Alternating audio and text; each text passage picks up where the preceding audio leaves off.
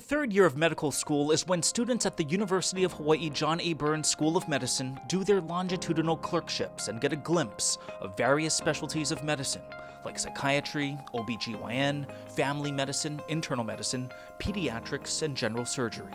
We might see a patient with our internal medicine preceptor, and then the next day we could see them with our surgery preceptor and see how all of the different facets of medicine collaborate to provide centered care for the patients. Ashley Lee and Joshua Kepler chose to spend half of their clerkship year on Maui because of their ties to the Valley Isle. That's where my mom's side of the family is from, and I wanted to reconnect with my Lāhainā and then my ohana over there, so my grandparents and all of my mom's family still live in Maui. I grew up on Maui. It's where all my family is. My grandfather, my tutu man, has been a pediatrician on Maui for almost 50 years, and my father also practices medicine on Maui. So for me, when I had the opportunity to return to Maui as part of my third year at JABSOM, I was really excited to go home and start connecting with patients that my family had already taken care of often. Ashley at the JABSOM house in Makawao and Joshua with family in Kihei, the students were on Maui for 2 months, soaking in the knowledge passed down by the doctors who taught them each day. Like hands-on precepting, like we would see patients and then present them to our preceptor and come up with a plan together and kind of learn by doing. Then, on August 8th, strong winds, brought on by Hurricane Dora passing to the south of Hawaii, ignited an inferno, setting downtown Lāhainā ablaze, burning more than 2,100 acres and claiming the lives of more than 100 people. Lāhainā was known as like the land of the ali'i. A lot of the ali'i went to Lāhainā Luna. It was like the capital of Hawaii and where the King Kamehameha III lived, with a lot of fish ponds, a lot of like great cultural history, and even a burial ground for Princess Lāhainā, Liliha. And so I think a lot of my community there is like feeling the loss of that, and their history and their culture. Like so many on Maui, the wildfires caught our students off guard. And then I went home Tuesday night, and around midnight, our family got an emergency notification to evacuate our house.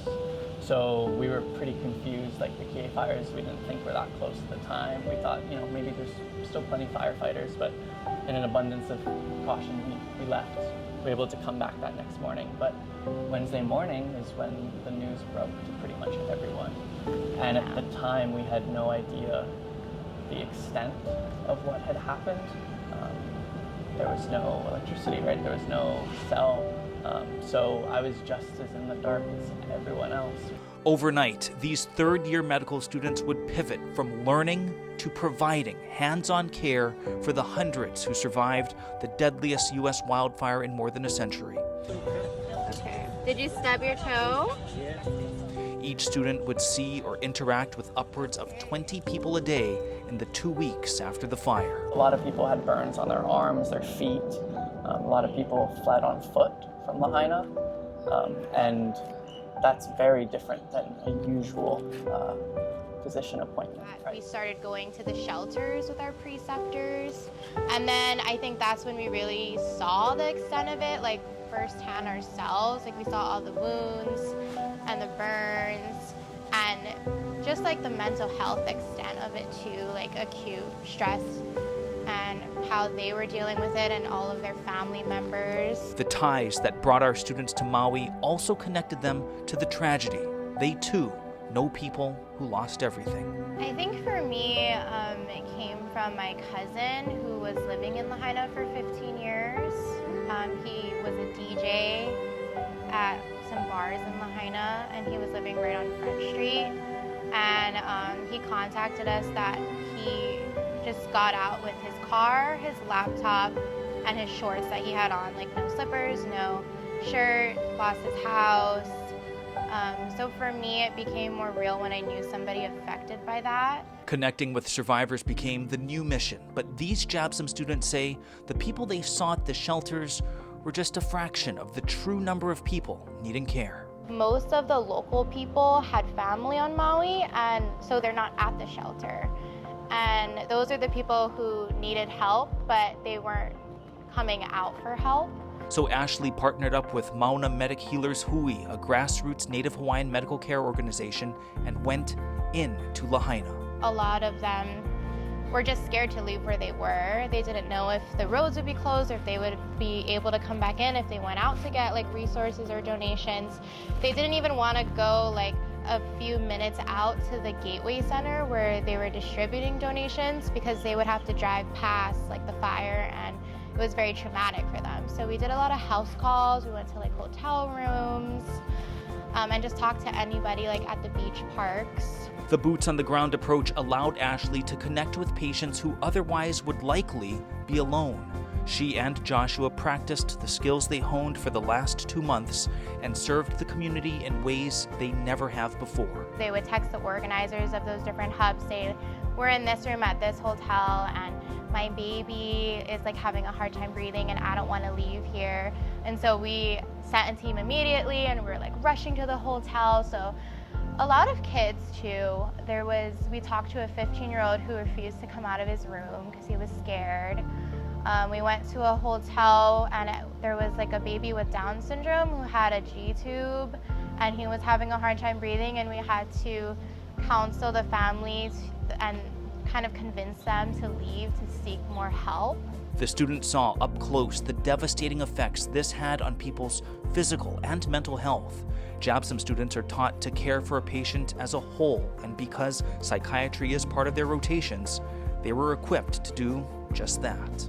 Many of our friends and family, you lose your home, you lose all your stuff, you are financially devastated. I think mental health is a big concern, and like right now, what I think they could use just immediately is like clarification and some transparency on what's going on, especially from the government and all of these different organizations coming in. At the clinics, Joshua treated survivors who were facing other immediate health issues. Some of them now no longer have homes, but they still have their doctor's visits. Some of them still do have homes, but loved ones that are gone.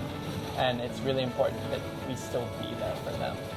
So I've been still focusing on the chronic disease management side and helping my preceptors make sure that we are still there to care for, your hypertension, your diabetes, to make sure that that doesn't get out of control while the rest of life is just disarray.